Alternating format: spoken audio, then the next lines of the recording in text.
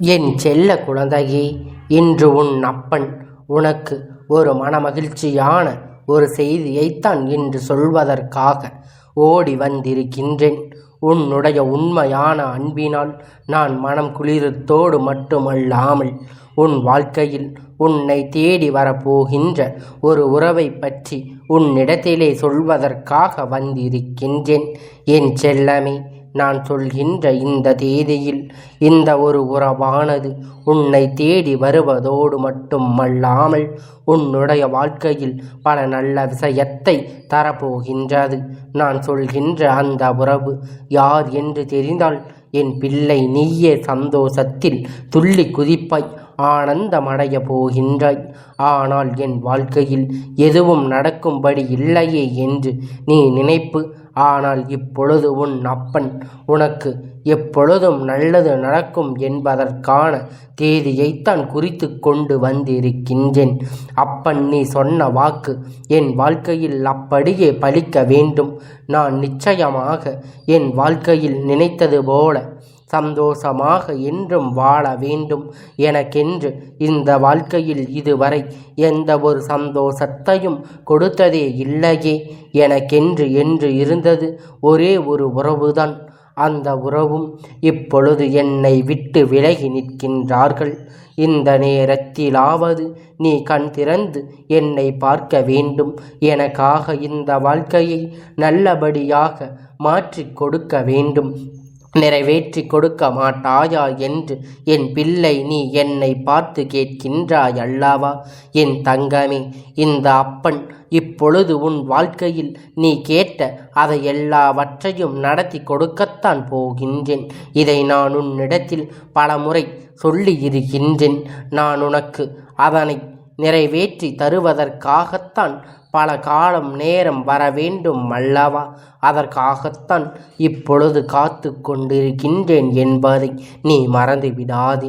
உன்னை தேடி வருகின்ற உறவு தானாக உன்னை தேடி வர வேண்டும் என்று நீ நினைக்கின்றாய் அல்லவா?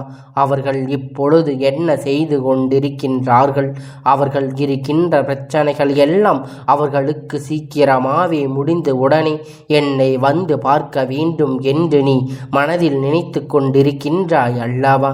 என் தங்கமே, இந்த வாழ்க்கையில் சில நாட்களில் சில விஷயங்கள் உனக்கு பல பல கஷ்டத்தை கொடுத்தாலும் ஒரு சில நேரத்தில் அது உனக்கு அதிகமான சந்தோஷத்தை நிம்மதியும் கொடுத்தது என்பதை உன்னால் மறுக்க முடியாது.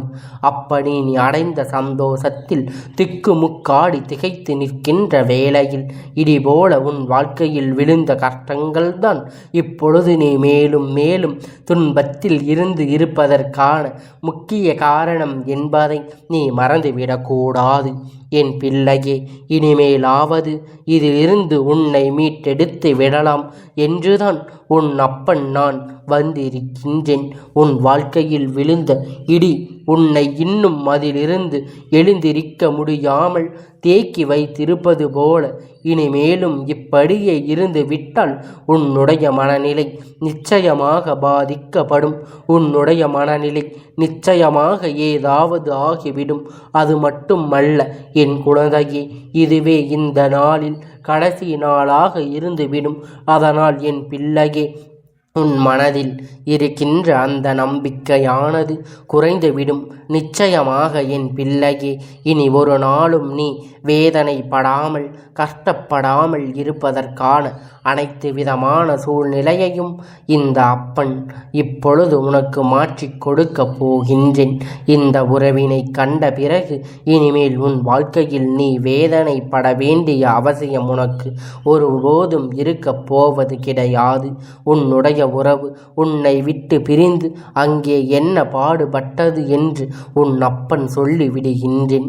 உன்னை விட்டு பிரிந்ததற்கான அவர்கள் விட்ட கண்ணீர் போதும் போதும் என்கின்ற அளவிற்கு இருக்கிறது. இன்னும் அங்கே கண்ணீர் வந்து கொண்டுதான் இருக்கிறது. அதற்கு காரணம் அவர் உனக்கு செய்த அந்த துரோகம். அந்த துரோகத்தை உனக்கு செய்துவிட்டு யாரையும் நம்பி அவர்கள் சென்றார்களோ அங்கு அவர்கள் ஏமாந்தது உண்மைதான். என் தங்கமே, ஒருவரை ஏமாற்றிவிட்டு இன்னொரு முறை உறவை நாடி சென்றால் அங்கேயும் ஏமாற்றம்தான் கிடைக்கும் என்பதை உணராமல்தான் அவர்கள் இது போன்ற ஒரு செயலை எல்லாம் செய்து விட்டார்கள். இன்று அந்த ஏமாற்றம் கிடைத்த பிறகுதான் உன்னுடைய மனவலி எப்படி இருக்கிறது, நீ எத்தனை வேதனைகளை அடைந்திருக்கிறாய் என்பதை அவர்கள் உணர தொடங்கி இருக்கின்றார்கள். இந்த உணர்வானது அவர்களுக்குள் வர ஆரம்பித்த நேரத்தில் உன்னை அதிக தேடவும் ஆரம்பித்து விட்டார்கள். உன்னை காண வேண்டும் என்று ஆர்வமானது அவர்களுக்குள் வந்து விட்டது.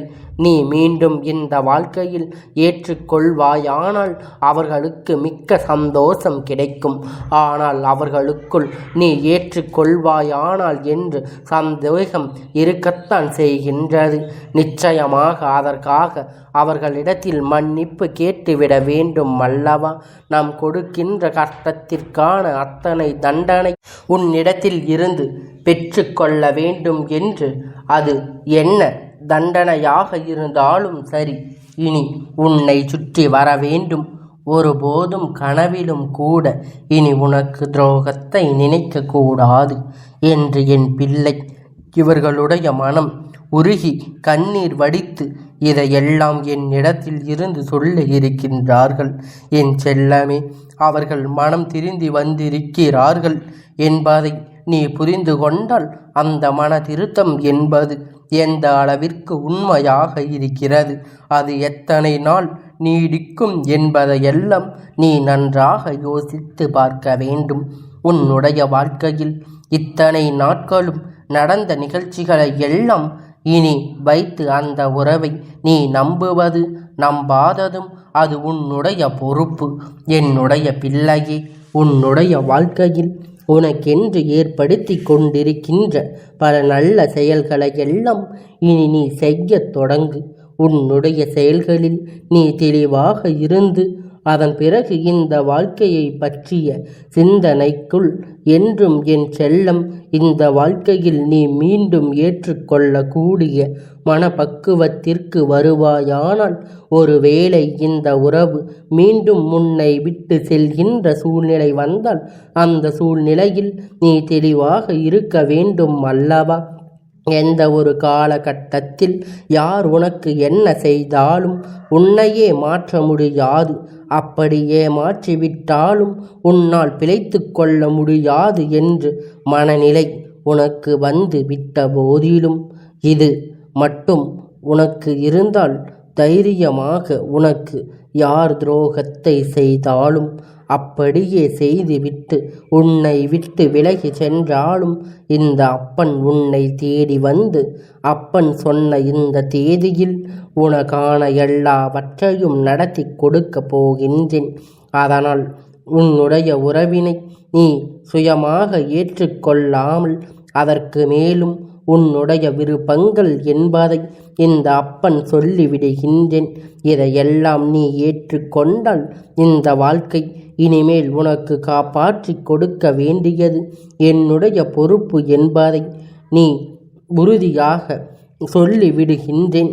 என் குழந்தையே, என் குழந்தை, எப்பொழுதும் ஒரு வேளை உன்னுடைய உறவானது பொறுக்கக்கூடிய மன வலிமை, கஷ்டங்கள் இதையெல்லாம் உன்னால் மறுக்க முடியவில்லை என்றால் உறவோடு சேர்ந்து வாழ முடியாது என்கின்ற சூழ்நிலை இருந்தால் நிச்சயமாக அவர்களை நீ வெறுத்து விடுவதில் எந்த ஒரு தவறும் கிடையாது. ஏனென்றால் ஒருவரிடத்தில் வாழ்க்கை வெறுத்து விட்டு மீண்டும் அவருடைய துரோகத்தை எல்லாம் மன்னித்து விட்டு அவர்களோடு சேர்ந்து வாழ்வதில் உனக்கு மன நிம்மதி ஒன்று வேண்டும் அல்லவா?